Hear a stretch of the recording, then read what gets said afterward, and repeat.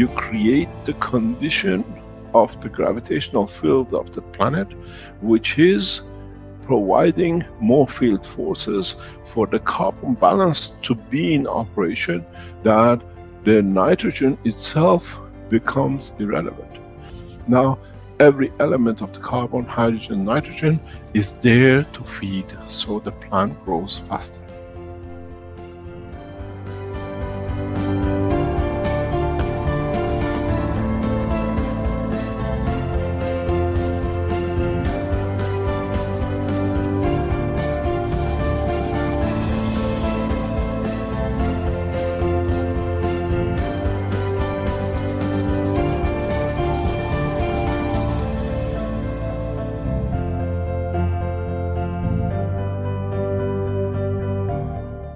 Humans, animals, plants, we're all made of the same building blocks.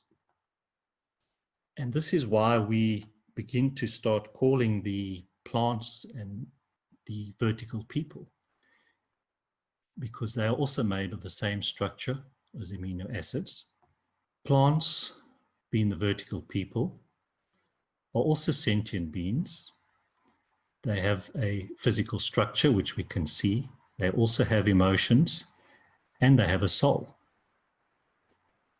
Many experiments have been done around the world which show how plants react to our thoughts and our actions, but all this has always been labeled as woo-woo science.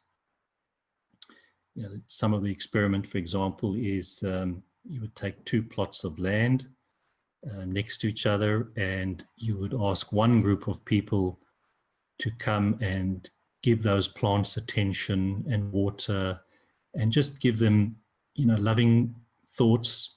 And then the other plot very next door, you ask some people to come there and give hate and just disgust for the plants. And you'll see the difference in the growth. The growth where the plants have had the attention, have the loving attention from us, are growing beautifully, whereas the plot next door, which has had the negative emotions, no attention at all, those plants do not grow very well. So that simple basic understanding makes us realize that we as a human being connect to plants on our emotional level, and plants react to us on an emotional level. And when we start connecting to the plants, it becomes a knowing, it's that connection.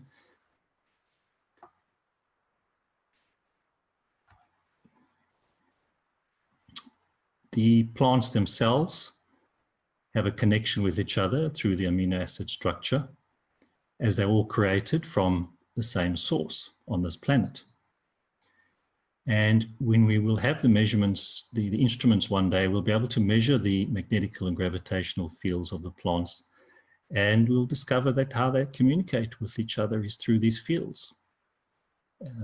And emotion is your communication line between the man and the plants. And this is why some people will have that connection and talk to their plants, you know, and it's just talking via the emotions. And it's the same when you'll see people, and some will have a green thumb, because whatever they do in their garden, it's always beautiful, because they are always interacting with their plants, giving their plants love and attention, whereas other people, that just doesn't happen because they just don't have that connection with their plants. And it all comes down to our emotional connection that we have with the plants around us.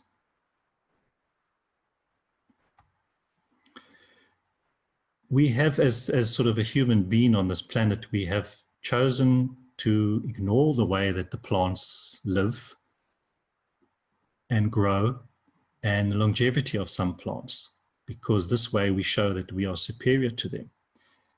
You know, the plants, they are in a different time scale to us, because you look at a lettuce plant will have sort of an 8 to 12 week cycle, whereas you'll get some trees that are 1,000 years old, some trees that are 100 years old. So they're living in a different time scale to us, and they move in a different time scale.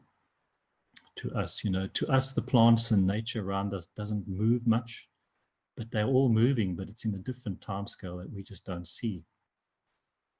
And the plants have been on this planet long before man and animals, and they've structured themselves into a society where they can guarantee their survival. Because when one has a look at, there's about 1,500 types of animals on this planet, but there's hundreds of thousands of different plant types on this planet. And they're all just different living beings, different creatures that have chosen where they would like to live on this planet in the different conditions which suit them. So everything has a spirit or a soul. You know, spirit is the word that's often used, particularly by the original people and the indigenous people around the world. But from the smallest little rock, the bacteria in the soil, the plants, the birds, insects, trees, the rivers, the streams, the mountains, and the oceans, they all have a soul. And nature strives for balance and harmony continuously. And nature tells a story when one has to look and sit. And I urge a lot of you to go and find a nice spot in your garden or in the woods and go and sit there for an hour and just watch and observe everything that goes on around you. Just sit against a tree and watch. There's the whole another world out there that we have forgotten even exists.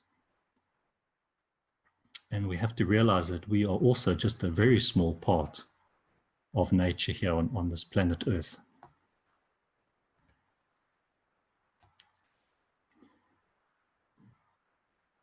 And because we understand that we're all connected, so when we start destroying anything in nature, we are essentially destroying a part of ourselves.